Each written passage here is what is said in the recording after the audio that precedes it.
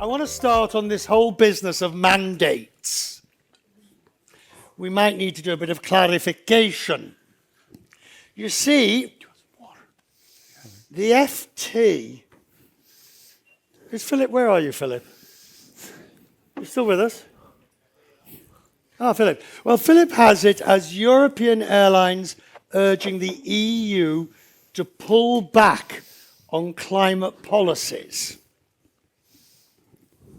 Never trust what you read in the newspapers.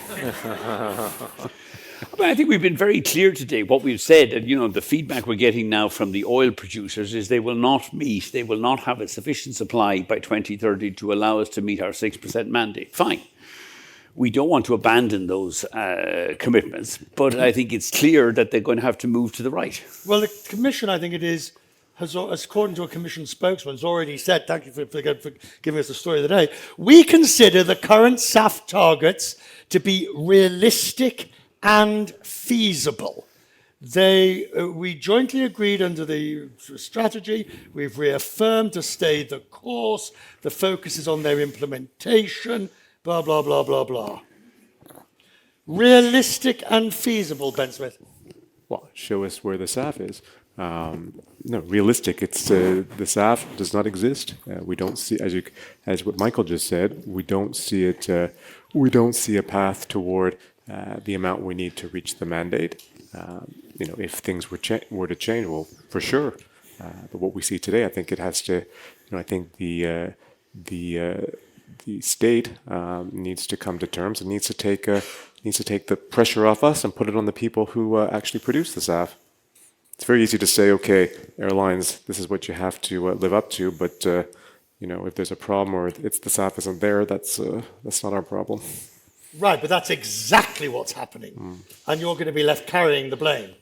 Well, no, I don't think we are. As the Boston Consulting Group report today, I'm quoting live from the Boston Consulting Group, who have reported today that the sustainable aviation fuel industry is falling short of its 2030 targets, with production not ramping up quickly enough.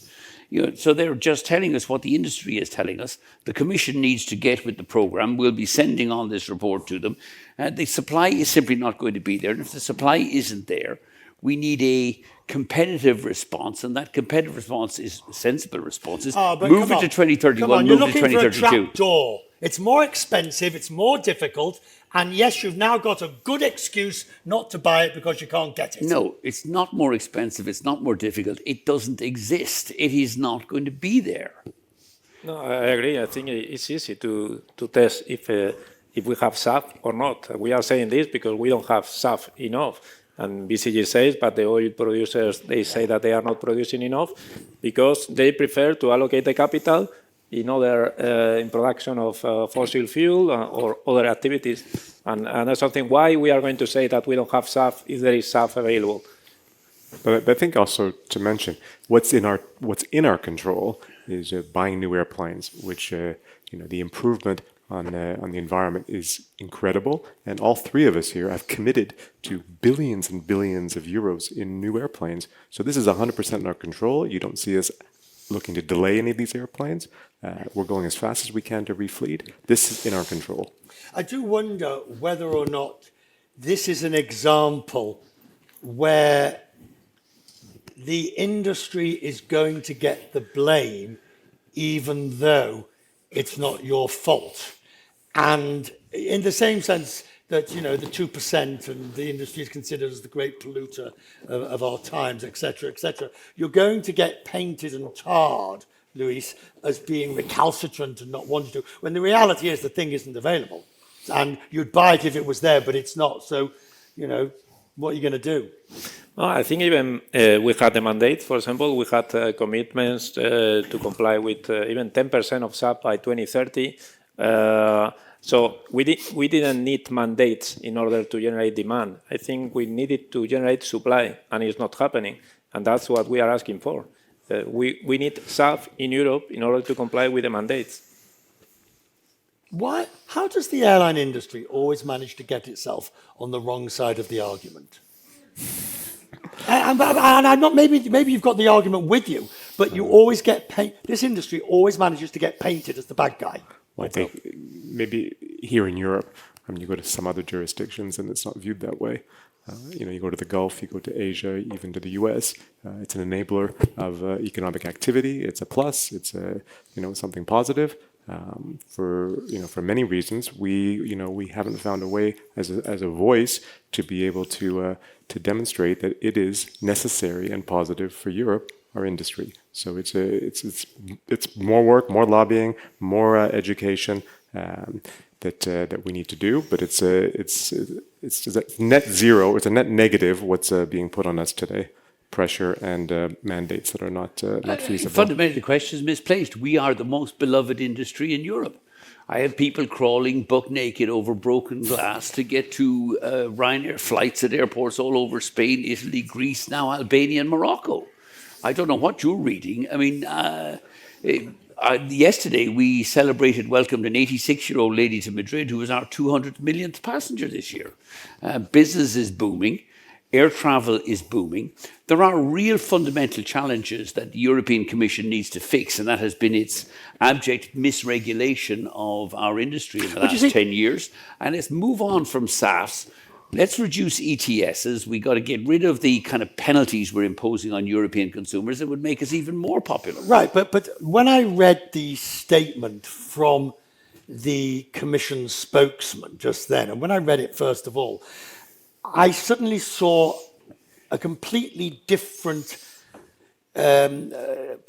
landscape, an existing landscape of, we're going to carry on regardless, which is very different to what you were saying this morning. I don't mean the airline industry, I mean the Commission. Has the Commission changed at all as a result? Yeah, I think, look, I mean, if you read his statement today, the Commissioner Tzitzikostas, I'm still working on the pronunciation. I think the critical line I took out of it was everything is going to be subject to making the industry more competitive. Competitiveness is going to be the byword of this industry for the next 5 years. And I think as an industry, we look forward to working with them. Yes, we still have to hit net zero by 2050, but competitiveness is where it's going to be. 3 things have fundamentally changed in the last 12 months. We've had there's a new commission elected here.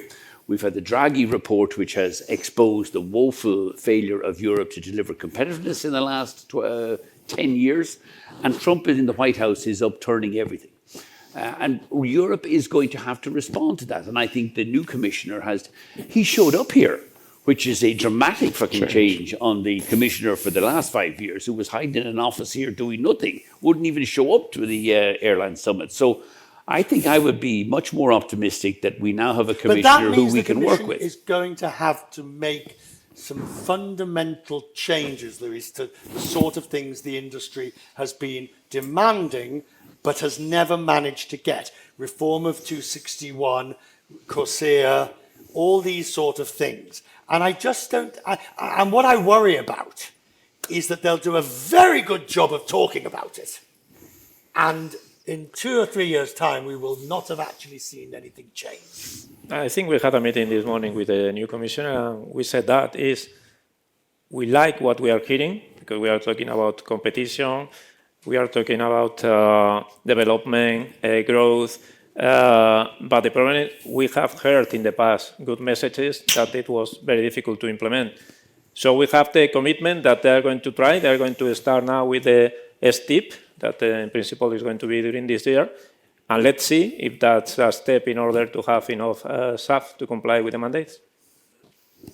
Well, I think just echo what Michael said, the fact that he was here today and that we've met with him, all 3 of us have met with him, is a great first indication that we are higher up on the priority list. And what it is we're looking to do is nothing needs to be invented here. You look at all the other jurisdictions around the world. Europe needs to, if it wants a healthy aviation industry, needs to get competitive. And this this commission holds a lot of cards. As you balance the changes, Michael, let's talk about the changes on the transatlantic relationship. And how many planes have you got to take from Boeing still? 336. 35, 34. How many have you got? We have 4 from Boeing, but we have over 200 with Airbus.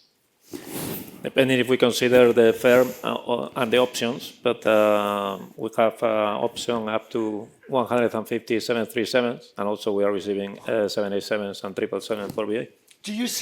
How do you see from the OEM side, from the aircraft side, the transatlantic relationship having changed at all? Do you see pressure coming that will alter in any way? We haven't immediately got tariffs on aircraft or aircraft parts, but there could be pressure brought to bear that deals are done one particular transatlantic way to Seattle. I think, look, the answer to that question is, A, none of us know. I don't think the people in the White House know what they're going to do next week or next month. So none of us know. I mean, I met with Boeing. Stephanie Pope was in Dublin on Tuesday. They don't think there's going to be tariffs imposed on aircraft or parts. I think there would be mutually assured destruction given, if there was, given the amount of American-made parts that are on Airbus aircraft. We generally don't think there will be. I think there is huge pressure on both Airbus and on Boeing to catch up. They're way behind on their deliveries to all of us. We all want to get those aircraft. I think the most dramatic likely development coming out of the White House, the one that you can predict, is that he is likely to increase fossil fuel production. Oil rates, or cost of oil is likely to fall or come down in the next year or two. And that will be good for our industry, will be good for reducing the cost of air travel, both transatlantic and certainly domestically within Europe. But makes it more difficult, the SAF question. I mean, I think it would help us to fund SAF, but if you look at what the oil majors have done in the last 3 months, they're all in the White House committing to, we're going to increase our investment in fossil fuels. BP is reducing the investment on sustainables. It is moving in favour of fossil fuels for the next couple of years, and we have to deal with that reality. Yeah, this is a lot of unknowns on this, and it goes right into your first questions about SAF and about mandates and about reality. So transatlantic, I agree. We don't see anything as of today that would put at risk, airplanes on either side becoming more expensive. That's what we see today. But unknowns, I think we've seen things that have been introduced that we never would have imagined. But as of today, that's what we see. No, it's worrisome times. There are, and you're not seeing, because I asked you earlier, so I know the answer. You're not seeing weakness in forward bookings yet, in terms of people deciding not to travel the Atlantic. Well, as you know, we've seen from Canada to the US a significant shift in demand away from the US to other destinations. So Canadians are still traveling. They've reduced their planned trips to the US significantly. We haven't seen that as of yet. I speak for our airline, our airlines. We haven't seen that as of yet. How closely are you monitoring that situation? Every day, but what we see is that the weakness that the American carriers they see is mainly in the leisure domestic market, and they see that they don't see any contamination in the transatlantic in the same way. When we look at the Q2 and Q3, we are still in line with our forecast, so we don't see any weakness for the time being. But it could. All right, I'm a journalist, so I'll put out the worst case scenario. I'll beat you to it. It could come both sides. It could be a domestic weakness because of, we had the consumer confidence numbers earlier this week, which were horrific. It could come from domestic demand falling off, so therefore Americans don't go overseas. And it could end up with European travellers deciding the environment is not that friendly, so they're not going westbound. Yeah, that's the reason we are monitoring. We don't see that for the time being. And I think the challenge always in aviation is to be prepared for what is possible to come. And that's the reason we continue in our case, for example, with our transformation to be more efficient, because one day we can have an impact in the rush, and we need to be prepared. Well, I've got you. How angry were you about Heathrow Airport? Before last Friday or after? Come on, you wake up in the morning. Yes. And BA is how much of IAG? In what, in percentage of what, flights or? It's more than 50%. Okay, 2/3. Oh, not even that much. So 2/3 of your company Yes. is screwed when Yes. it's closed down. Yes, yes. And then I received a phone call that we needed to cancel all the flights. And it was a surprise, to be honest, that we don't have, or Heathrow doesn't have resilience for a situation like this. But they said it's impossible to operate. So in some way it was easier to manage, because when you cannot operate, you know that what you have to do. But I think BA people, they did an extraordinary job. I think they handled more than 100,000 passengers, and in less than 24 hours they were flying again. So I What's think the bill? What do you think the bill will be? we didn't give a precise number. We are still analyzing everything, but it's going to be 10 of millions for sure. And yeah, it's something. Now, when you heard this, I mean, an element of schadenfreude, maybe, but did you also think, there but for the grace of God go I, I'm calling CTG to make sure that that couldn't happen to me? Did you do that? Well, sorry, Louis. First thing we did was to make sure that we could take as many of the customers that have been inconvenienced by this to fly via our hubs. No, but it was very surprising to us that something like that could happen at the busiest airport in Europe with no backup plan. But have you quietly and spoken to Airport de Paris and said, listen, can you assure me this couldn't happen to us? Yeah, no, not quietly. I mean, it was a wake up call. I think for them, for us, and all. I mean, it's they're just as interested as we are, from what we can tell, in ensuring they don't have a blow up to their brand and to their operation. Come on, Michael, how did you take advantage of it? We took about 10,000 extra bookings through the Friday, Saturday, Sunday. We added 8 extra flights on the Friday and 4 extra on the Saturday. But BA recovered very well on the Saturday, it reopened again. I mean, it's just another example of a great British fuck-up. I forget. Is that a technical expression? It's an aviation term. I mean, you look at the regulatory environment of airports in the UK. The BAA. I don't know what they spent. What they spent on T5, building T5, about 2-3 billion. Yeah, so By the way, it was the anniversary this week Of which?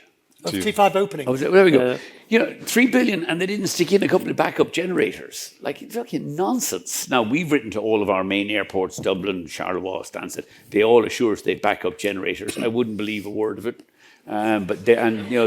Therefore, but for the grace of God, go any of us. But it is a demonstration again Who of how. should pay the bill? Oh, I mean, in this case, the BAA or the Heathrow Airport should pay the bill. The problem is, if Heathrow pay the bill, the first thing they do is they put it in their OPEX for next year, they send it back into the regulator, and then they get a 9% rate of recovery on the increased fucking OPEX. So it all comes back to us no matter what happens. It's how fundamentally broken the regulatory system is here. One of the reforms we're calling for with the new commissioner is, can we extend EU 261 to give us real right of recovery against the ATC providers who account for 90% of the flight delays? And But hang on. I heard you say that earlier. Yeah. But if you were to have that right of recovery against the ATC, the same thing would happen. They would merely put that right of recovery on the overflight charges, on the charges that come back. So you're going to end up with the bill one way or the other. There is, but the more immediate is them having to pay us, recover our costs from them, might actually encourage them to be fully staffed for the first wave of flights next Saturday, next Sunday, next Monday. Whereas at the moment, a number of the leading ANSPs are about 20% understaffed and know that they're not going to be able to provide the ATC service to us next Saturday and Sunday. Why do you think that is? Laziness? Haven't got the staff? Haven't got the money? Haven't got the mandate. We talk to the French. Really? No, it's when you don't have the pressure to do it, there are no consequences or limited consequences. That's not a priority. So the shortage of ATC controllers, at least in one of our hubs, is big. It's 20-25%, which means many of our flights are going to be delayed, and we already know this. And they have not got. There's no way that we have to force or try to make this go in place. But as Michael said, if the penalty would not put on us, but were put somewhere else, or the cost is put somewhere else, at least there would be pressure to try to fix it. Because today there's, we'll just throw it on the airlines. Why do you think that is? It's easy. Yeah, but you see, if is it, and I've always wondered this, but both here at A4E and at IATA, where we've discussed these things again, what is it about this industry that makes everybody think they can beat you up and you don't have the strength of retaliation? No, that's I think, what we do. I mean, we carry so many millions of customers here in Europe. We haven't managed to turn that around in a positive way, at least to here in Brussels. It's such a it adds so much value. It's positive. We're answering a consumer need. It is growing. To be beaten up, fine, but to be beaten up in a way where it costs us and it ultimately costs customers is not. It's not correct. It's not good for anybody. Why do you think it is, Michael? I think it's because it's been a heavily regulated industry for many years, and the regulatory failure in Brussels for the last decade is coming home to roost. We've had talk about reforming ATC. I mean, it is beyond my comprehension why air traffic control in, not France, Germany, know they're going to be understaffed this year. Why have you not? We knew this last September. Why have you not recruited and trained more staff? Because there's no penalty on it. They don't care. We are where we are. We don't want to upset the unions. There's no comeback. He's not the head of French ATC. He's not going to lose his job because they provide a shit service to us this year. And I think ATC fees in France have gone up by 15% this year. So it's 15% more expensive for 20% less capacity. And does anybody care? No. And we have been. If Trump wants to demonstrate the failure of the Euro, why Europe is so inefficient, he will point to the Single European Skies project, CESAR and CESAR fucking 2. 20 years of utter incompetence. I don't know what the bill is, about 20 billion or something, and we have made not 1 centimetre of progress towards it. Why don't we just break the bloody thing up? I mean, deregulation worked for airlines. Why don't we deregulate air traffic control services? Flight Radar 24 could provide most of the air traffic control services across Europe fucking free of charge. And when it doesn't matter if you don't have air traffic controllers in Riem or in Mannheim or wherever else it is. Right, okay. But we have got to somebody in Brussels, Philip Cornelis, who is one of the great modernisers here, a DG move. They need support not just from the industry, but also from their political masters. And their political masters will come in and talk a lot of shite about we need to deliver value for consumers, but I'm glad you mentioned it. Right, but I'm glad you mentioned it, because now let's get to the heart of it. Luis, you actually do have power. You have power in Spain through Iberia. You have power in Ireland through Aer Lingus, not as much as he does. And I have none. And you have power in the UK through British Airways. At what point are you or your opcos going to sit down with the government and say, start treating us right, or we'll get nasty with you? No, I think we are having always these type of conversations, but I think what we said before, the airlines in general will have incentives to change. We need to be more efficient. We need to deliver the commitments with our shareholders. And that's the reason every day we are trying to do the things better. When at the end you don't pay for the invoices, I think it's difficult to try. But I think of the US example, where often there is this unspoken, at least with certain congressmen or senators or whatever from airlines, you don't treat us right, you might just find service to your district restricted. You might just find flights suddenly not quite as popular as before. It's all unspoken, but everybody knows you better treat the airlines half decent, or you might suddenly find things aren't quite as nice for your constituents and voters. Michael. And you have, by the way, you have no problem beating up on airports.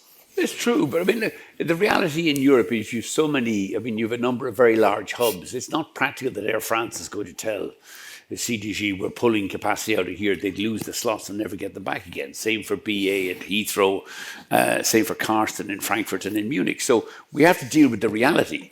But I think it's been one of the A4E is making progress on some of these agenda issues. We keep raising ATC. But, we've had and I've been public, we have had a pretty incompetent commissioner for transport for the last 5 years. I think we have the prospect now of somebody who gets it, has come from the private sector, has made promises. The most significant promises, he said he'd come back here and address us again next year, so at least we'll have a report card on what he did. Whereas Commissioner Valiant just disappeared for the last 5 years and did nothing. And we do need that leadership at senior EU level. Look, airline deregulation would never have happened in the mid-1980s if we were relying on support from national governments or it's not our fucking competence or anything else.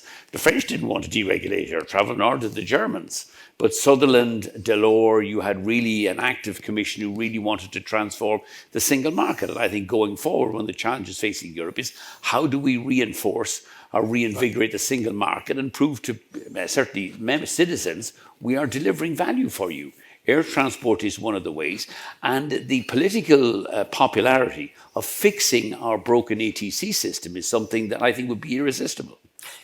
When we look at 261, I was quite surprised when I heard the number this morning of €8 per passenger. Per ticket. Per ticket. Per ticket, on average, per passenger in Europe. I was quite surprised at Including people that weren't affected by, a disruption. So this is everybody. But you'd all say that you're not in. You don't want to get rid of 261. You just want it. No, well, all right, Michael, don't have a heart attack. You just want it reformed. Well, we want it to be balanced for the things that we can control. If there needs to be consumer protection, we'll deal with that. But things that are not in our control, I think it's completely ridiculous that we should be responsible. There needs to be a way for us to recoup those costs, and there isn't today. And that's what we're all pushing for, an evolution to something that makes sense. Today, not only are we paying for things that are completely out of our control, but you've developed this whole industry of middle people. Phenomenal. Every time I get a delayed flight, and I find more than most, I mean, the number of emails I get asking me, would you like us to check if we can get recoup for you? Yeah. And it's crazy. With the policies that are in place today, you could buy €100 ticket and you're going to get several hundred euros as compensation in something that the airline wasn't even in control of. Have you heard of arbitrage where people are buying your cheap tickets so that there's the possibility of getting compensation on when they know there might be problems? Not in We were Ryanair. discussing it at lunch. Not in Ryanair. We have so few cancellations and so few flight delays that we're responsible for. I think probably no upside in it. What reform would you want of it? I mean, I think two fundamental reforms. One, you link the compensation to the airfare paid. If you selected to pay Lufthansa a €900 economy fare in Germany, you should be entitled to compensation of 1 or 2 times the fare. But if you chose a €45 Ryanair ticket, you shouldn't get rewarded with €250 of compensation. It's completely unrelated to the fare you chose to pay. Would you be in favour of the same metric? So if Lufthansa is going to give you 1.5 times the fare, you would have to give 1.5 times the fare. I mean, at the moment, I have to give you 5 times the fare. And in most cases, the flight cancellation, the rare occasion we flight cancellations. I mean, I think that the other one is the right to care. I mean, why is the airlines imposed with a right to care without an ability to recover from somebody else? Belgium comes to a stop next Monday. Most of the rest of Europe won't notice that Belgium has come to a stop because there's a national strike in Belgium. We have to cancel, I think, about 20,000 passenger bookings next Monday. Now, fine, we lose the money from who do we get to recover that from? We have right to care now for up to 20,000 passengers. Who do we get to recover that from?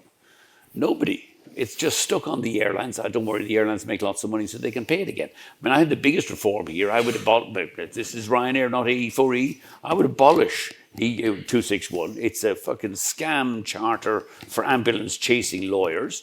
But we could reduce airfares by €8 a ticket for every one of the billion passengers who flies around Europe. Let me just give your fellow panelists an opportunity either to associate themselves or disassociate themselves. I disassociate with just Ryanair. No, I think that all the airlines, what we want is happy customers in general. We don't need. Yes, that's the reason we are in the business. Yes, we want them to come back. We have loyalty schemes. Yes, so at the end, for sure, we want to give them a good service, and I understand we need to have protection of all the rights that they have.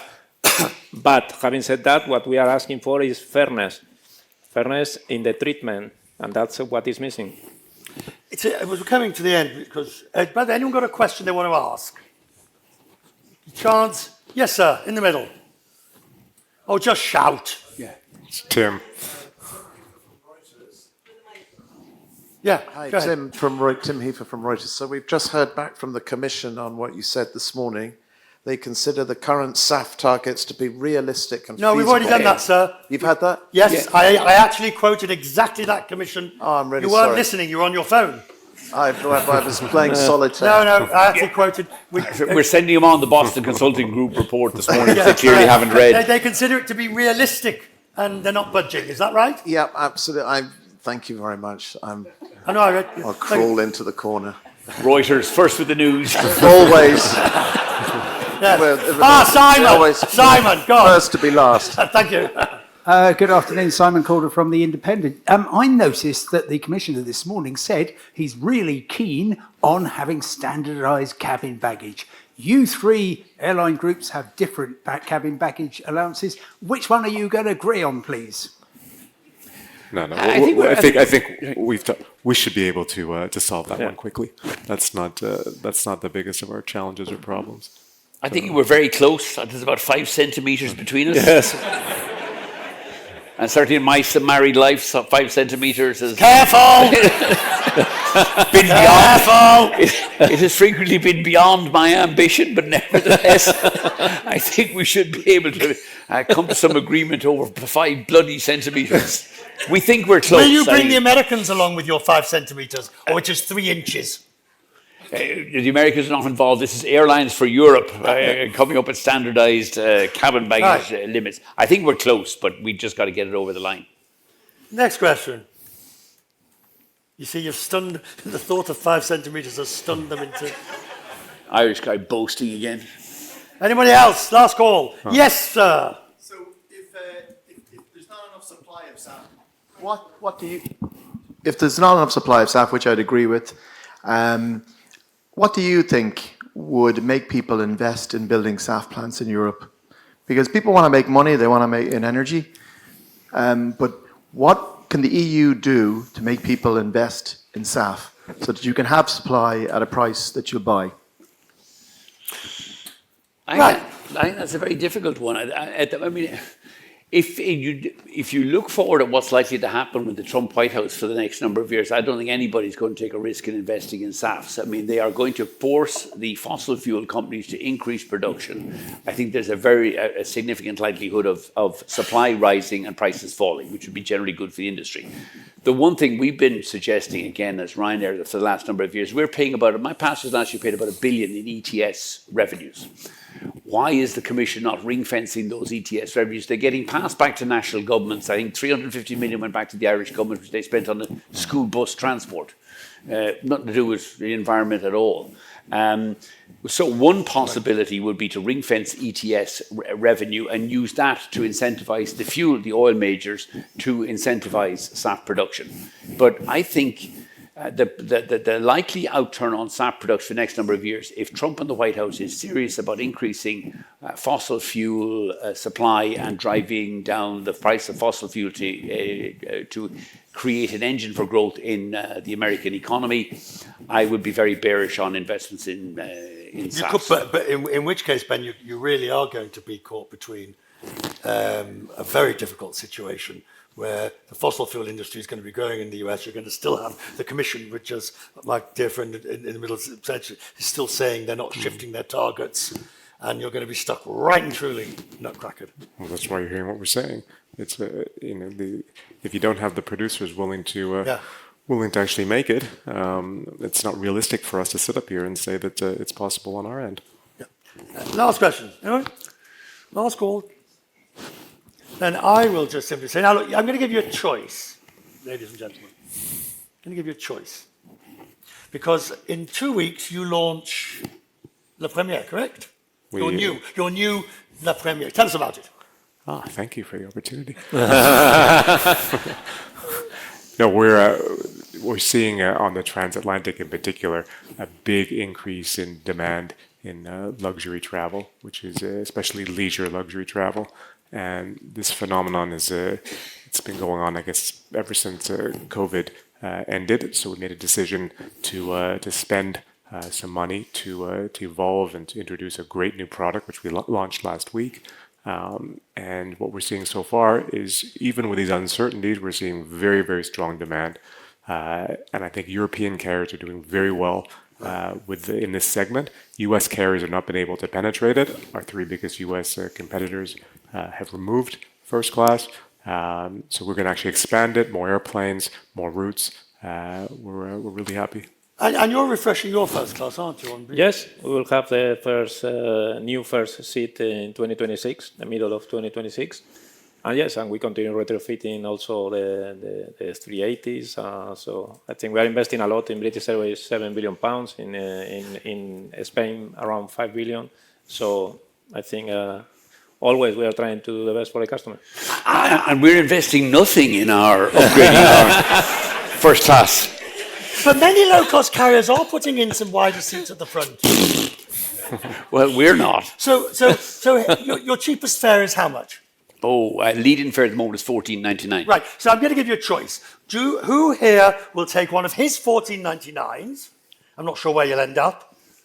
Or one of his new La Première seats, which have got 5 windows. How many windows have yours got? One, except if you're in row 11A, in which case you have no window. So I'll give you either row 11A with no windows or 5 windows with La Première. Who wants which? There we go. That's the answer to that one. A very interesting story. We have this legendary window. We've a seat 11A for some reason on the 800, 200. There's no window. But we sell it as a window seat. So some fellow recently on social media, we had this storm on social media. I paid for a window seat and look, this is what I got. Panel. And what did you reply? I think we said, do you know what part of fucking did you not realize on the engine program? The most in-demand seat we now have on board our aircraft is seat 11A. And all these morons are there taking photographs of themselves on social media going, I paid for a window seat, I didn't get the bloody window. But I think the story, finally, the story of the week comes to you. The restaurant bill that you've got. Have any of you heard about this restaurant bill? No. Tell us. Myself and my wife went for dinner in a restaurant in a village about half an hour outside Dublin last Friday evening. Very nice. So we were going to some show afterwards. So and the waitress came up afterwards and said, would you mind if I took a selfie, whatever you call it, a WhatsApp? Yeah, sure, no problem. So anyway, I get up afterwards, I do a selfie with the waitress, thank you very much. Got the bill, paid the bill, left a tip, etc., etc. Anyway, they took the selfie and put it up on social media and they doctored the bill. So I think the bill for the two of us was about €120. And then they charged €40 for table with extra leg room, reserve booth €30 and something else. And they have generated about 100 grand's worth of free publicity for about this doctored invoice or for my dinner bill. And the guy was interviewed on the radio in Ireland yesterday, hoping that we weren't going to sue him, or I wouldn't be upset in suing him. But I sent him off a letter yesterday saying, I'm not going to sue you, but I'm very upset that I didn't get the next time I come back, I want the meal for free. And then you can take the selfies. So there's no such thing as a free meal on Ryanair. I think we've discovered over the years, Ryanair. One change that you want to see in the next 12 months? I think it's the mandate. I think it's for us to put a realistic expectation on us that we can meet. And what chance do you think you're going to get it? We have a new commissioner who's here, so I think it's going to be much higher than what we had in the past. One change in the next 12 months? SAF availability. Chance? I am more optimistic today after the meeting, but let's see. Michael? Reduce ETS taxation in Europe to the CORSIA levels, bring ETS into line with CORSIA, then we have a level playing field for Europeans and non-Europeans travelling here. With Philip Cornelis leading the charge, I think we're heading for about 95% rate of success. And the Commissioner is going to come back here next year and report on his success in delivering on these changes. Ladies and gentlemen, your panel. Thank you very much. Thank you. Well done. Well done. Thank you.